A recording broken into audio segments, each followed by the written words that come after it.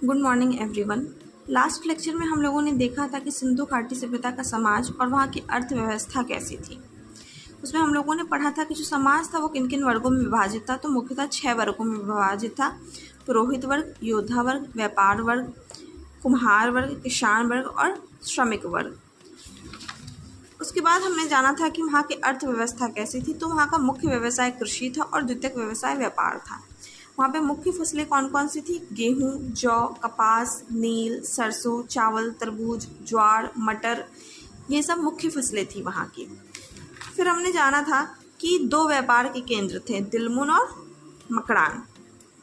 ये 2 व्यापार के केंद्र रहे थे सिंधु घाटी सभ्यता के।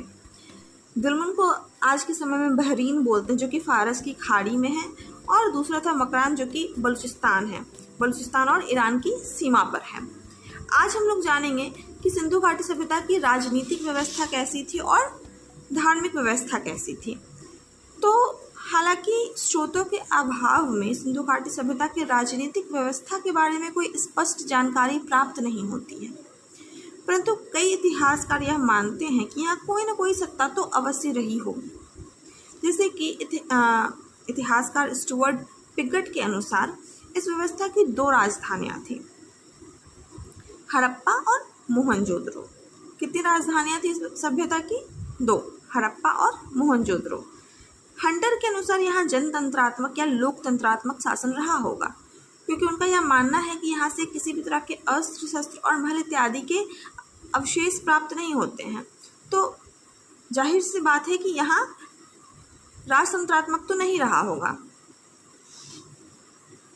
मुख्यतः जो सिंधु घाटी सभ्यता की शासक वर्ग के विषय में प्रमुखतः 4 सिद्धांत दिए गए हैं। पहला, रामचरण शर्मा के द्वारा उनका यह मानना है कि यहाँ व्यापारी वर्ग का शासन रहा होगा। डीडी कोसाम्बी और पिगट के अनुसार यहाँ पुरोहित वर्ग का शासन था। मैके के अनुसार प्रतिनिधि शासक थे, यानी कि कोई ना कोई प्रतिनिधि यहाँ का शासक रहा होगा। और हंटर के अनुसार जनतंत्रात्मक या लोकतंत्रात्मक व्यवस्था रही होगी। तो राजनीतिक व्यवस्था में हमें इतना ही पढ़ना है कि इस सभ्यता की मुख्यतः 2 राजधानियाँ थी, हड़प्पा और मोहनजोदड़ो। हंटर के अनुसार यहाँ जनतंत्रात्मक लोकतंत्रात्मक शासन था। मैके के अनुसार कोई प्रतिनिधि था जो शासन करता था। डीडी कोसाम्बी और पिगट के अनुसार पुरोहित वर्ग थे, और रामचरण शर्मा के अनुसार कोई व्यापारी वर्ग था जो यहाँ शासन कर रहा था। अब हम लोग देखेंगे कि यहाँ की धार्मिक व्यवस्था कैसी थी। तो इतिहासकारों के अनुसार यहाँ पे प्रकृतिवादी अवधारणा या व्यक्तिवादी अवधारणा पर धर्म आधारित था। प्रकृतिवादी अवधारणा क्या है?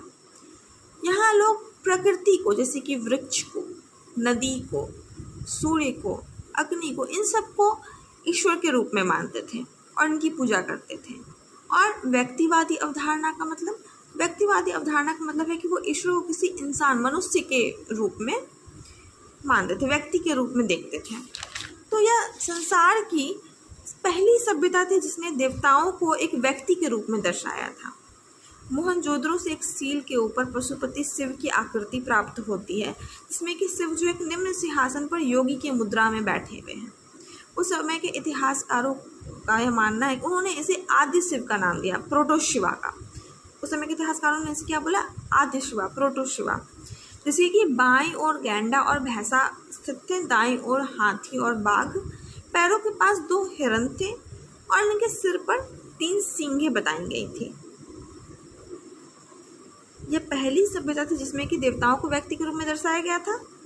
और मोहनजोदड़ो से एक सील प्राप्त, जिसमें कि पशुपति शिव को आदि शिवा के रूप में बताया गया, जिसके बाएं ओर गैंडा भैंसा थे, दाएं ओर हाथी और बाघ थे, पैरों के पास 2 हिरण थे, सर पर 3 सींगें थी। इस सभ्यता से हमें किसी भी प्रकार के मंदिर के साक्ष्य नहीं प्राप्त होते हैं।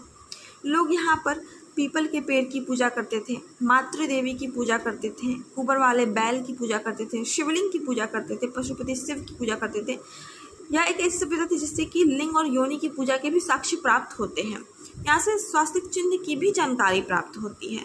तो यहाँ पे हम लोग 2 अवधारणाएं देख रहे हैं। पहला तो प्रकृतिवादी, जिसमें कि लोग पीपल के पेड़ की पूजा कर रहे हैं, कुबर वाले बैल की पूजा कर रहे हैं, अग्नि की भी पूजा के साक्ष्य प्राप्त होते हैं।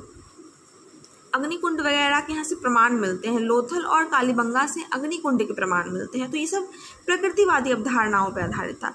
व्यक्तिवादी अवधारणाओं की बात करेंगे तो मातृ देवी की पूजा है, पशुपति शिव की पूजा है, ये सब व्यक्तिवादी अवधारणाओं पे हैं। तो यहाँ के लोग किन किन चीज़ों की पूजा करते थे? पीपल के पेड़ की पूजा करते थे, मातृ देवी की पूजा करते थे, कुंवर वाले बैल की पूजा करते थे, शिवलिंग की, पशुपति शिव की, लिंग की, योनि की, और यहाँ से स्वास्तिक चिन्ह की भी जानकारी प्राप्त होती है। मोहनजोदड़ो से हमें मातृ देवी की पूजा के साक्ष्य मिलते हैं।